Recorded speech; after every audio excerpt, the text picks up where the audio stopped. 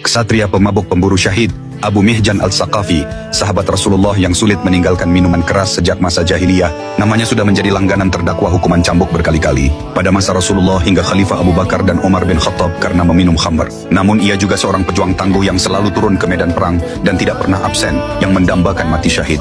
Pada masa Khalifah Umar bin Khattab terjadi peperangan melawan bangsa Persia di Qadisiyah. Umar menunjuk Sa'ad bin Abi Waqqas sebagai panglima dengan pasukan 4.000 orang menghadapi 130.000 pasukan Persia dipimpin Rustum.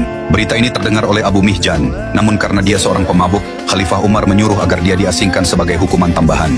Namun, Abu Mihjan tak tinggal diam. Ia kabur dari pengasingan dan menyusul pasukan muslim ke medan perang. Setibanya di Qadisiyah, ia meminta izin Sa'ad bin Abi Waqqas untuk berperang dan diperbolehkan. Sa'ad bin Abi Waqqas tidak dapat terjun langsung ke medan pertempuran karena menderita bisul di sekujur tubuhnya dan hanya bisa mengomandoi dan memberi arahan pasukan dari sebuah tenda di dataran agak tinggi. Peperangan akhirnya pecah. 4.000 pasukan muslim melawan 130.000 pasukan Persia. Tentu bukan hal mudah membuat pasukan muslim kewalahan, terutama karena pasukan Persia memakai strategi menggunakan gajah untuk menakuti kuda perang yang ditunggangi kaum muslimin sehingga tidak berani maju. Setelah pertarungan sengit, akhirnya kedua belah pihak menarik mundur pasukan untuk beristirahat. Saat pasukan mundur, godaan khamr atau minuman keras menghampiri Abu Mihjan. Tak kuasa menahan diri, ia meminumnya. Saat yang mengetahui hal itu segera memerintahkan agar ia dikurung.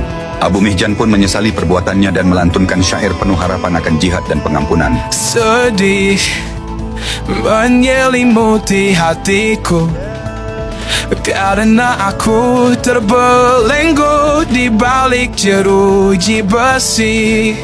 Istri Sa'ad yang mendengar syair Abu Mihjan, ia merayu dan memohon agar istri Sa'ad itu mau melepaskan dirinya agar bisa berperang lagi. Dan dia berjanji, jika tidak mati syahid di medan perang, maka ia akan kembali ke kurungan lagi. Mendengar itu, akhirnya istri Sa'ad bin Abi Waqqas melepaskannya dan memberikan kuda perang berwarna hitam milik suaminya yang bernama Balqah. Di medan pertempuran kaum muslimin, kesulitan menembus baris pertahanan musuh, meskipun bala bantuan telah datang, yang dipimpin Al-Mutsannad dari Irak, dan pasukan dari Yarmuk dipimpin Khalid bin Walid. Tiba-tiba Abu Mihjan melesat ke medan tempur dengan wajah tertutup kain.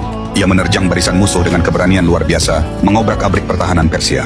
Pasukan muslim yang sebelumnya terdesak mulai bersemangat kembali. Saat yang melihat aksinya dari kejauhan bergumam, "Jika Abu Mihjan tidak di kurungan, pasti itu dia. Dan jika Balqa tidak ada di kandangnya, pasti yang ditungganginya itu Balqa." pertempuran pun berbalik. Dengan semangat baru, pasukan muslim menggempur Persia, hingga akhirnya pimpinan pasukan Persia Rustum terbunuh, dan kemenangan diraih.